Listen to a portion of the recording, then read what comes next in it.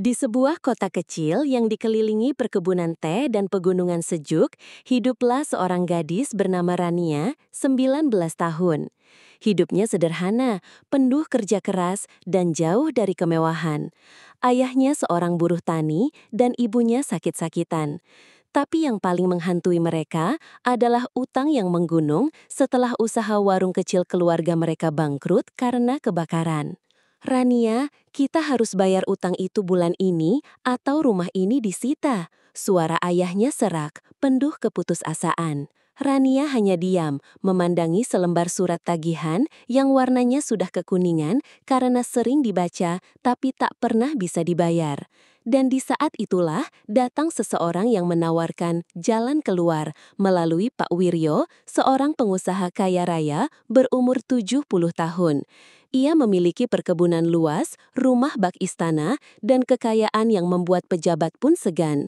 Tapi ia tak memiliki ahli waris dan sudah 3 kali gagal dalam pernikahan.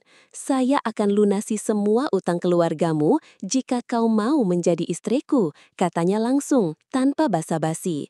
Rania terdiam, dunia seperti berhenti berputar sesaat. Itu bukan lamaran, tapi lebih mirip kontrak jual-beli. Ibunya menangis, ayahnya terdiam, dan Rania menatap wajah lelaki tua itu, kulit keriput, mata sayu, dan senyum yang terlalu tenang. "Kenapa saya?" tanya Rania pelan. "Karena kamu satu-satunya yang tidak menunduk." Pernikahan itu berlangsung sederhana namun mewah. Gaun pengantin Rania mengilap, tapi air matanya mengalir saat ayat demi ayat akad dibacakan. Di sampingnya, Pak Wiryo terlihat puas, tangannya menggenggam tongkat ukiran emas. Gosip menyebar cepat, orang-orang mencibir, menganggap Rania wanita murahan yang menjual diri demi harta. Tapi tak ada yang tahu bahwa di balik senyumnya yang dipaksakan, hati Rania menjerit setiap malam.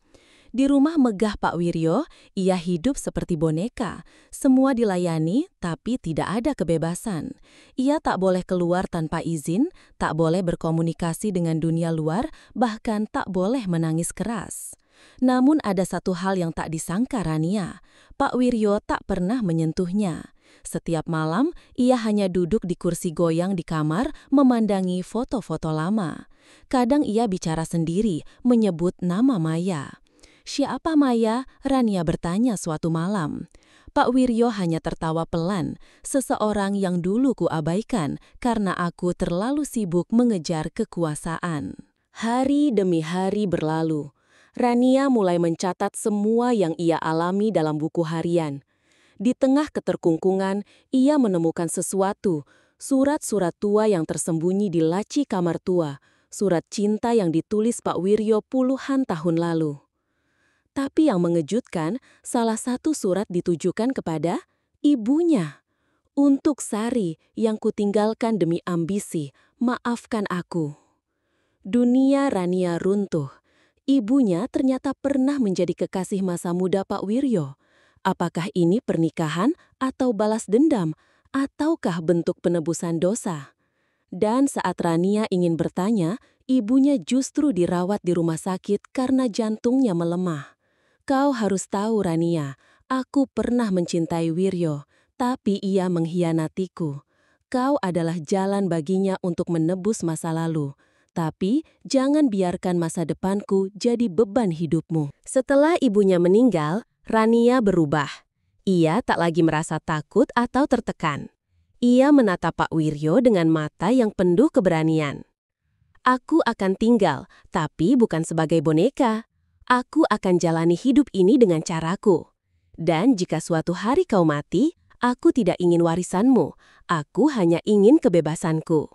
Pak Wiryo tersenyum lirih. "Kamu seperti ibumu, kuat tapi penuh luka." Mereka mulai berbicara lebih banyak.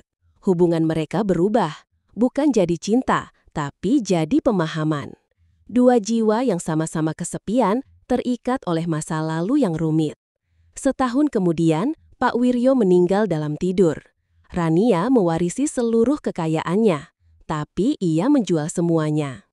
Ia membuka sekolah untuk anak-anak miskin di desa, menamai sekolah itu Sekolah Maya. nama wanita yang dulu dicintai Pak Wiryo. Kini, Rania dikenal bukan sebagai istri muda yang menikahi kakek kaya, tapi sebagai wanita yang memilih untuk mengubah luka menjadi kekuatan.